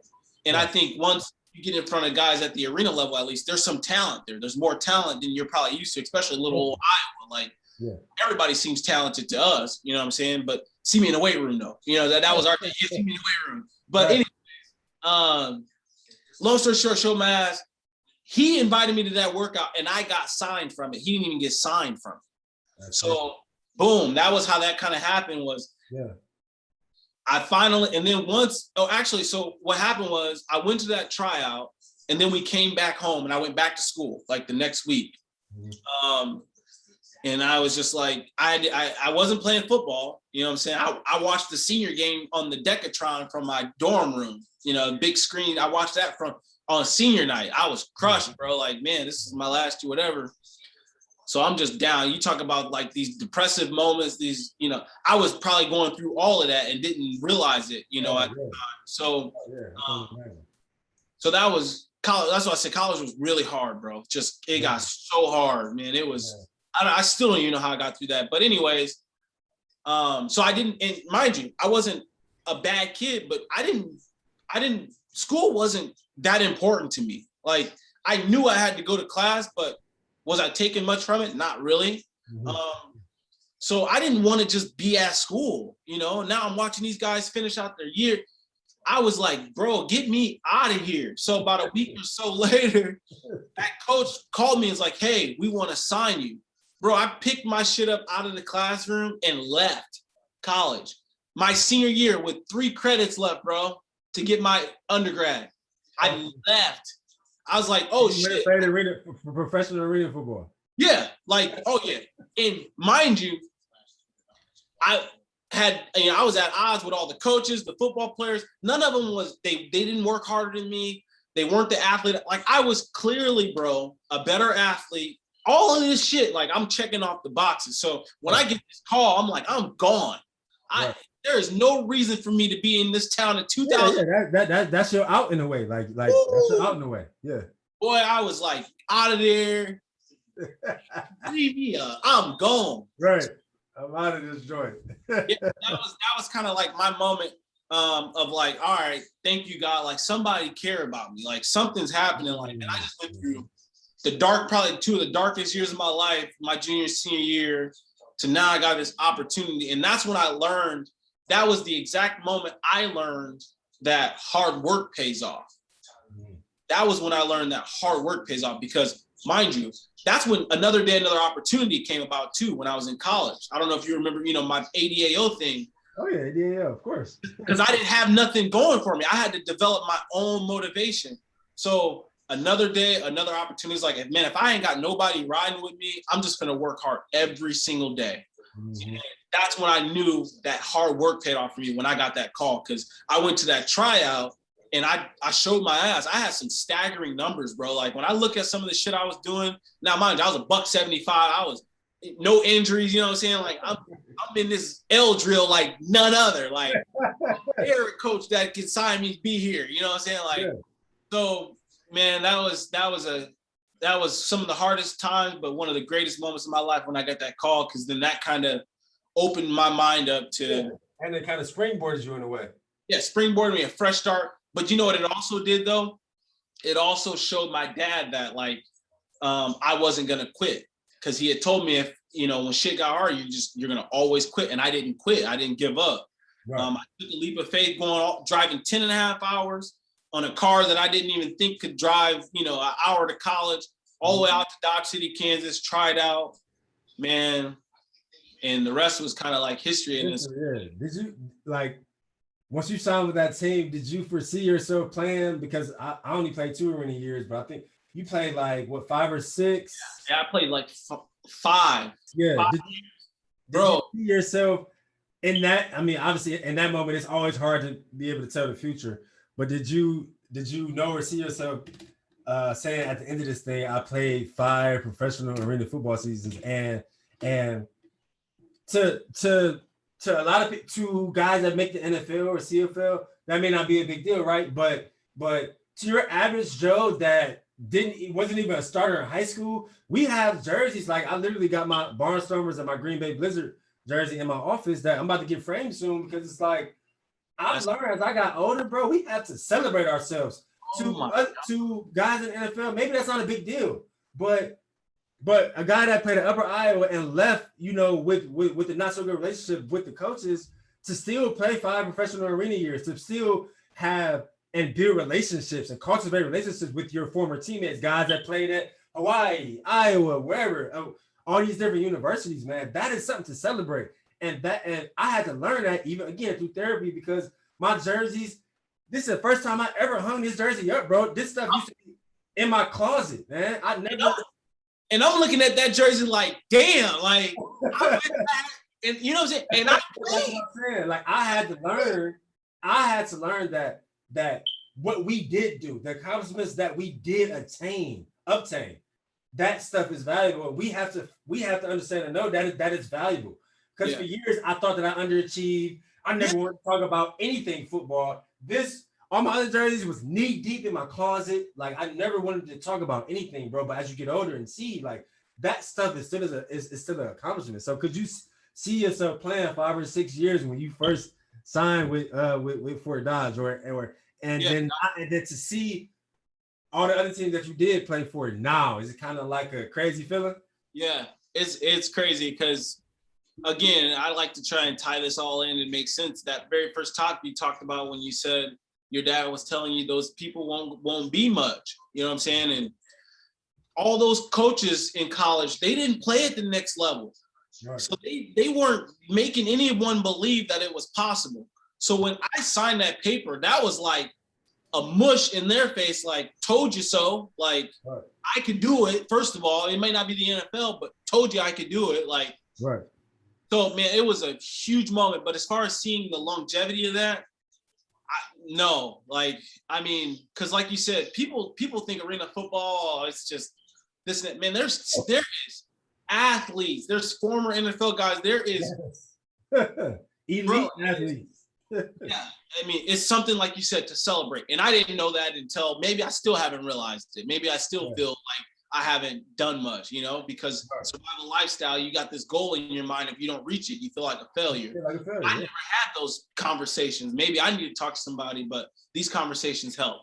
But yeah, man, then I started moving on this, like, all right, I kind of broke through this gate, of everybody being against me, nothing really working for me, and mind you, in college, I only won probably 5 or 6 games from freshman to senior year too. So I had thought I was a loser.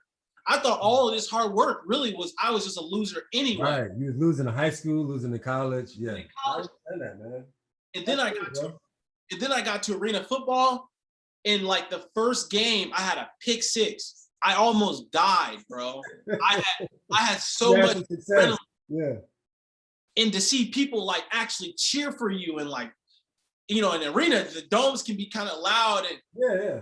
Oh my God, bro. And I got that picture framed somewhere. And again, like you said, things I should be celebrating, I should have that framed somewhere. But since, the way we were taught, like, if you don't go play on Sundays, you ain't shit, probably what I'm dealing with. Right. I dealt with that for years, man. This is actually the first year, this year in 2021, where I've been starting to like kind of feel good about what I did do and diving back in, and just the games I played in, the great teammates that I've had, guys that are still playing to this day. You talked about the Bills. Man, I texted Micah Hyde 2 weeks ago, like, hey, bro, like, and I said, you still rocking? What's this, year 10 for you? Like, we getting older, but this guy's still playing, like, still actively playing. I asked him, hey, man, in the off season, I need you on the podcast. Talk about it, because, during in season, they're super busy, but we started to see those things. I went to the Cardinals-Browns game a couple weeks ago. My dude, Don Shepard, played at Iowa.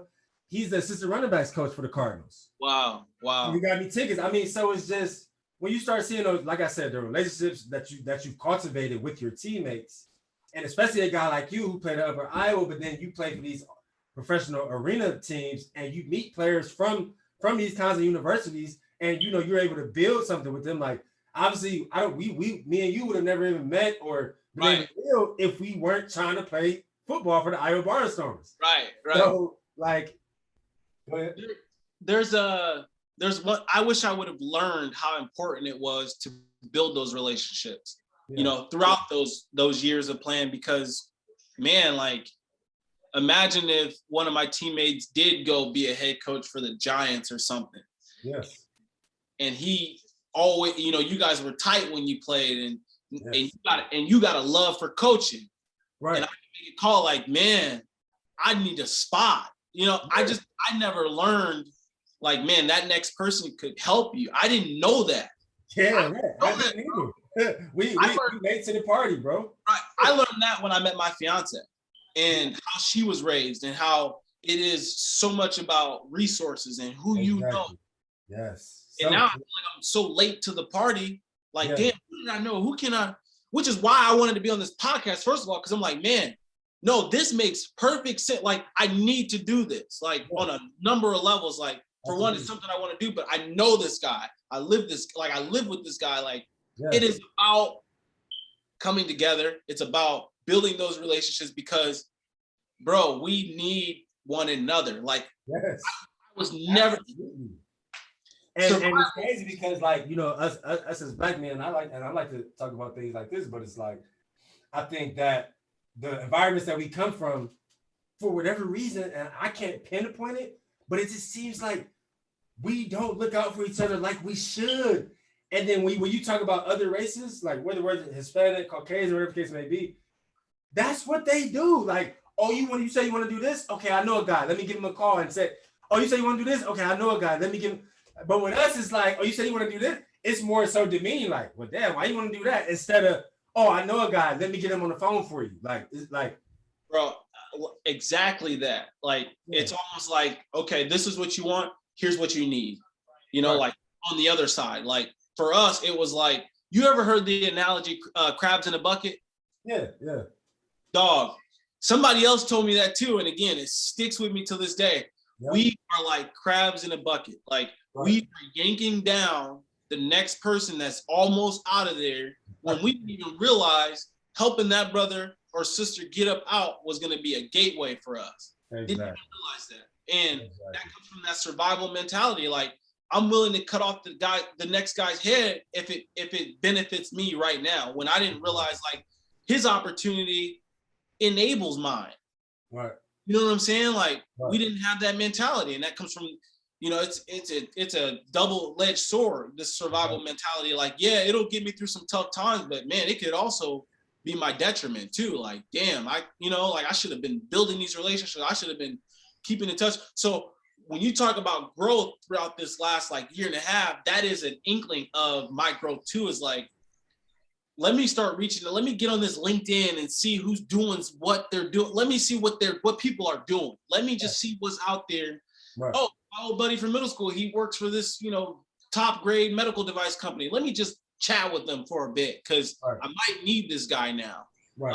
So, Absolutely. Man, that was relationships, man. And like you said, man, feeling a bit late to the party, but really understanding it. And being organic and, you know, being authentic, you know, with that relationship building. So yeah, bro, just 2 more questions. Yeah. Talk about the day. I don't know if it was a day, month, year, whatever for you. For me, it was a day. I still remember. December 4th, 2017. Talk about the day you knew that you were done playing football, that you would never put on a helmet again, you would never put on shoulder pads. You knew that you were done. Was it like a month for you, kind of like a transition, like, oh, I still want to play, but maybe I won't, and then you just transition into, okay, yeah, I'm done? Or was it like a day? Like, it was a day for me when I was like, okay, I'm not going to play football anymore, so I don't need to be this big. I'm about to lose 60 pounds. Yeah. I still don't know what I want to do. Yeah. Right, but I was like 265 at the time. I don't need to be this big if I'm not playing football anymore. So I'm gonna get down to 205. I haven't been that size since I was 14, and I'm gonna just try to. I was immersed in just finding myself. It's kind of like I had like an identity crisis. Yeah. I didn't really know what I like to do outside of football. So I said my first goal was like, okay, I'm gonna lose weight, and so I used that football drive and that discipline to lose the weight. But it was a very hard transition for me because like we've been talking about, I felt like I underachieved. I was close. I went and tried out for a couple of teams. I mean, I was really close, but for whatever reason, it didn't happen. And that was a very, very, very hard pill for me to swallow.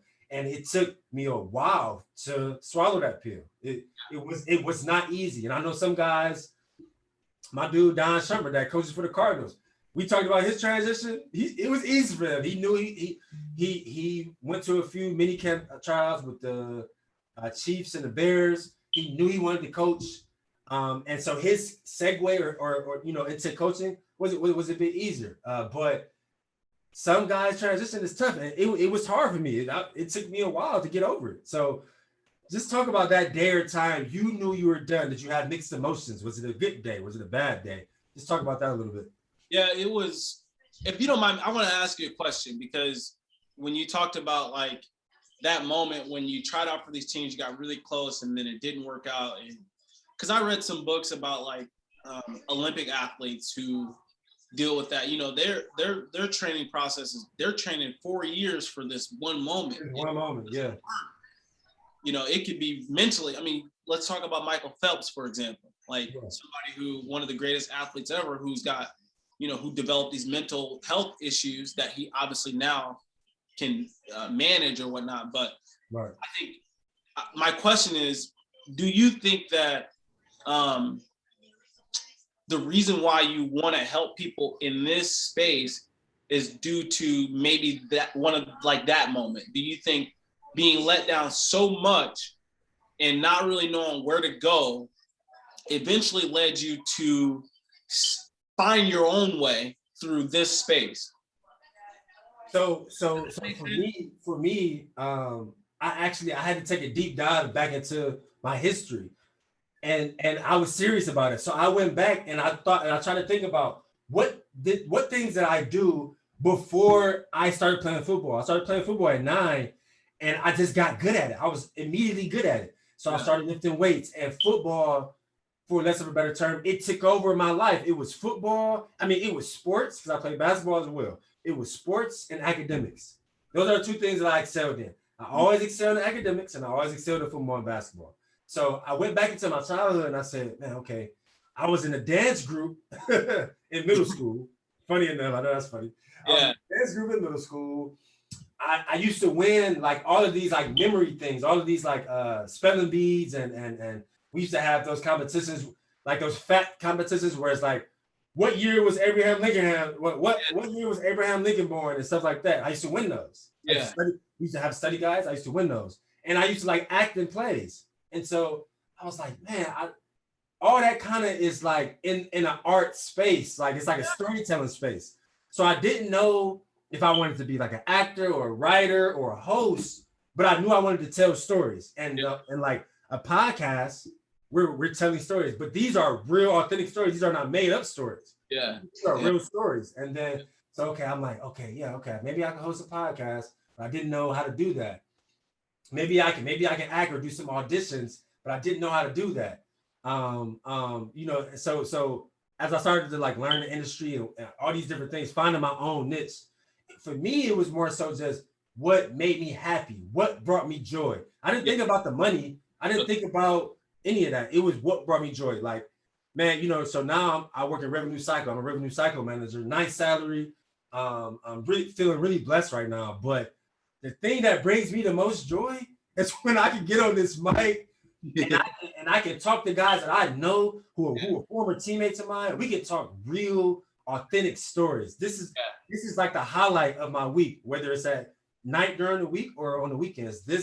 So it's like I said, it's a passion project. And yes, I do make money off of it. You make money from listenership and things like that. Once you get a certain amount of subscribers on YouTube, you make money. But it wasn't about the money. It was about the joy that it brings for me.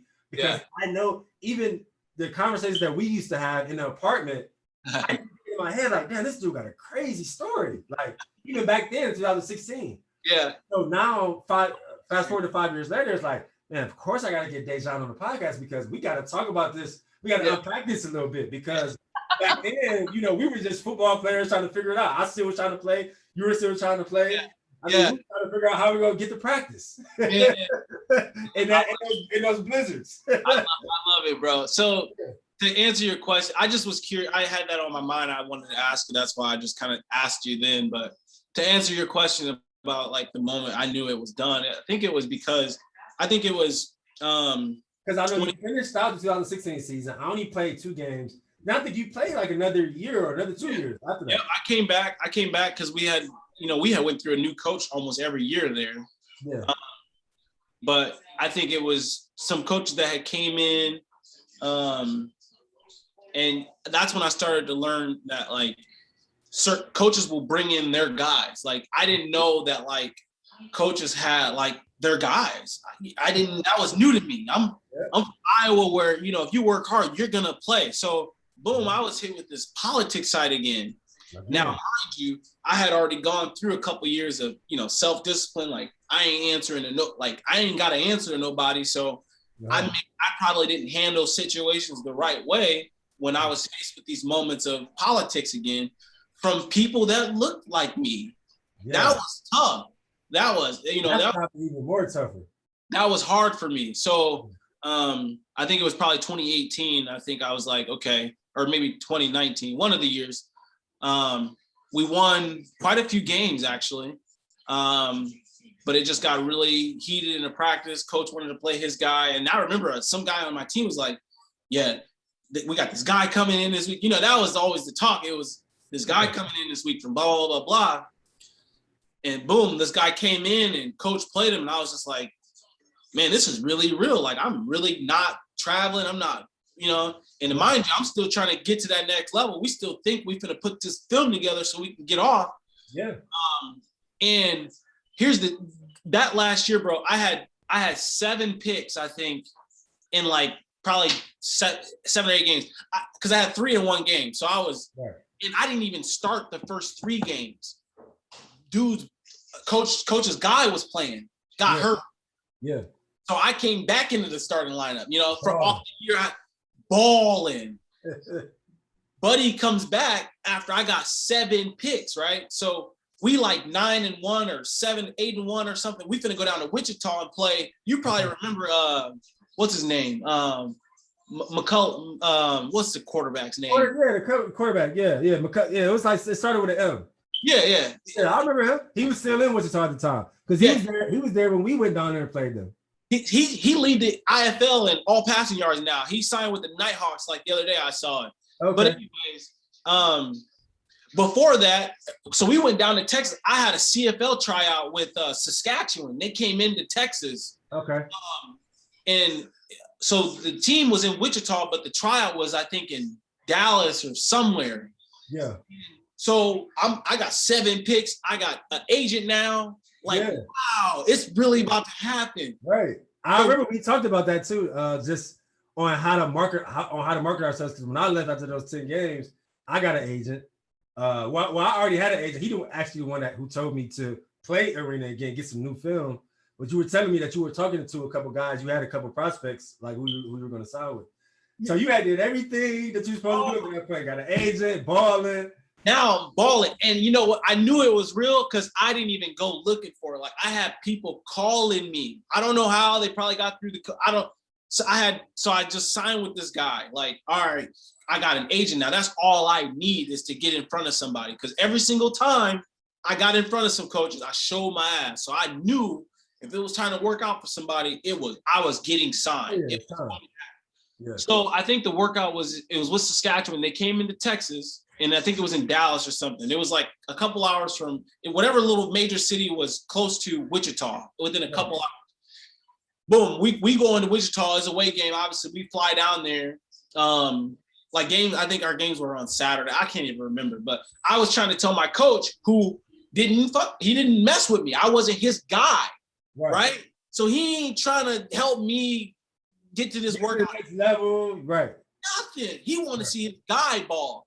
Mind you, his guy was nice. It was my turn.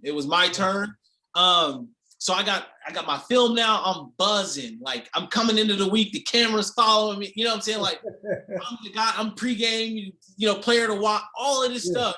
Yeah. And I go to my coaches who aren't my coaches originally, so they ain't trying to hear me because they want to play their guy anyway. I go, Coach, can I just fly myself down to Texas, try out for this team on Friday, so I can be ready for the game Saturday? They was not trying to hear that, bro. No, we 7-1. We got, this is the year we can win it. And you know what I'm saying? If you work out there Friday, you ain't going to be ready for Saturday, this and that. Right. And I was blown, bro, only because I had learned years prior that it's about getting to the next level. Yeah, that's all it's about. It's a developmental league. Like even for coaches, you go there to get to the next. Yeah. And even for a coach, you want to be able to say, "Oh, that's my guy." Exactly. He played with us, not in the CFL or NFL. Yeah. Because you ain't trying to be in arena league So, bro, and again, like I said, not having the guidance, really trying to get through these tough moments by myself. I was, and then so I didn't go to the workout. Had my agent was ready for me to go to Saskatchewan. They were ready for me to go work out.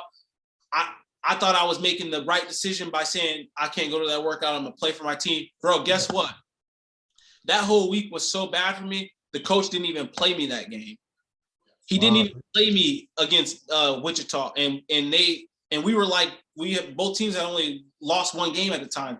They went on to play further. We lost like first round or whatever. But the point is, the coaches had done me so wrong and convincing me not to go to that workout on a Friday. And then they didn't even play me. Didn't start. I didn't even play. Wow. So you basically lost. You lost you lost twice, basically. And I didn't. So at that point, to answer your question, when I knew it was done, I was like, all right, I can't go through that again. Like I got my film, I got my pick. There is nothing else that can stop me, And here it is, my own people keeping me from my opportunity. That was hard for me. That was really hard for me. So then that's when I knew. It was after that season. I said, I can't do it. I put in too much work. That was my moment, and I had accepted that was the moment for me to get there. It didn't work out. I was just gonna let it be. That was it. So, then they went on to win a championship the next year. So I was like, yeah. I remember the next year they went and won it all. Yeah. That's real, man. Do you ever find yourself not even finding or like yielding regret, but just is it any hurt involved? Because that sounds like something that you couldn't control. The reason why you stopped playing football is because of something that was out of your control. And I feel like for me, just on how we grew up and was raised, that's gonna kind of I'm gonna have some animosity, like, you know what I mean? Just towards the game. Because it ended for me in a way that I couldn't control it. So how does that feel for you? It was just that. It was tough because, like you said, I mean, that moment you worked out for those teams and you got really close and it didn't work out. Like that was kind of how I felt. How you felt in that moment was exactly how I felt. I was like, damn, I'm not gonna be this 35, 36-year-old trying to sign with these arena teams and think I'm cool. And I knew I wanted to be that guy either. I think you even might have said that to me one day in the apartment. I swear I would swear you might have even said that to me. And I was like, I had no idea, because at that time I was already kind of teetering. I was 27. I was like, all right, I'm definitely hey, bro, if it don't work out this time, hey, I'm gonna have to clean my hands. That's it. And so that was hard for me, and I maybe still juggle with that here and there, but now I'm a lot better because, man, my focus has shifted. You know, obviously we have our goals are way different. They're not athletic goals anymore. They're life goals. We're much wiser and we have a broader perspective on life now as a whole. You know, I'm kind of going through that phase of teaching myself what I didn't know during those meaningful moments in my life. I'm trying to collect those. I'm trying to collect those coins, you know what I'm saying, that were valuable to me. So absolutely, same here. But yeah, man, that was tough, but I'm better now for sure. Yeah, and that's all that matters, man. So last question. What would you say is DaeJohn Love's after effect of his entire athletic journey? All the wins, the losses, the pain, the politics, like we talked about, everything that you learned through sports with football, wrestling, basketball, from whenever you started to now. What were some lessons that you learned that you take and you carry with yourself now? Like as you just said, with your life goals, our goals are not necessarily athletic goals, but just, what were those lessons that you learned, as we really just try to push the culture forward? Yeah, I think it's those, for me, the life lessons came at those transitions from different phases of life. So high school to college to pro, whatever. And it was just hard work. These are just these core values like that I just always defaulted to, like be a responsible person, be respectful, work hard, work twice as hard at that, and then for me, as bad as it may sound, it was like, you really can't expect people to do anything for you. Because for me, nobody did it. No one did it for me. Like I look back on my career now and everything I went through, there wasn't a soul really there that kind of, I can say, man, because of that person, right, I did that. In a way you can, there's some inspiration, but I mean, like, nobody was taking me to camps. I wasn't going to these, prospect, camps. I wasn't, I didn't have, I didn't get those things that a lot of the people around me got. And I kind of had to earn those things later. So earn your keep. If there's some advice I could give anybody that, I love that. Yeah, earn your keep, because at the end of the day, you got to be able to look yourself in the mirror. And if you don't know who you are, man, you're a lost individual. And exactly, very lost. Because you can lie to the world, you can lie to your friends, your family, but you can't lie to yourself. Yeah. You can't look at that mirror and lie to yourself. Even if you do with words in your mind, your mind knows the truth. You know the truth. Yeah. And that's the lane I live in. And I think I've been forced to live in that lane just based off of my experiences. Like I've always had to come back to me. I was telling my fiance the other day, who am I gonna run to? Me? You know what I'm saying? I ain't running to nobody. Right. I'm not running, first of all, but if I feel like I need to check back in, I gotta check in with me. I ain't got nobody to call. You know what I'm saying? Anybody picking me up. You know what I'm saying? Like, which is ironic because that's, Pick Me First podcast is, what I want to, it's about being that kid that people didn't want to respect. They didn't know how hard you was working. They didn't know that you really was putting in that work, and you had a vision way before you had a vision and before they knew what a vision was. Exactly. And you felt like you deserved that first pick, throughout life, and you just never got it. So you just went through life trying to get that first pick. And being a defensive back, picks and interceptions is obviously something we live by. So there's a little connection there, but yeah, pick me first. Well, yeah, man, I love that after effect, bro, and I appreciate you carving out the time. I can be a resource, if you got any more questions as far as launching your pod and all that. One thing I've been trying to pride myself on, since I started, obviously 2020 was the weirdest year to date. We've lost people, we saw people get really sick. So something I've been trying to pride myself on is giving guys flowers while they're still here. And I feel like, as black men, we don't do that enough. Some guys were raised right, and I've always been a guy that always showed love. I've never been a spiteful or a hateful guy. And I actually just read in a book a couple weeks ago that when a man tries to show another man love or show him his love, give him his flowers, and another man perceives that as he riding his coattails, or for a better term, he dick ride, whatever the case may be. It's because that guy who's saying that, it's because he hasn't got the love that he desires. Right.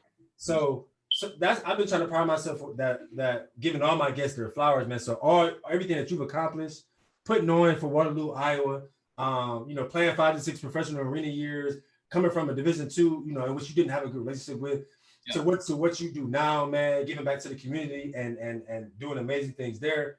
I wanted to show you your love and give you your flowers, eyes to eyes. While we both still here, bro. Yeah, I love that, man, and vice versa.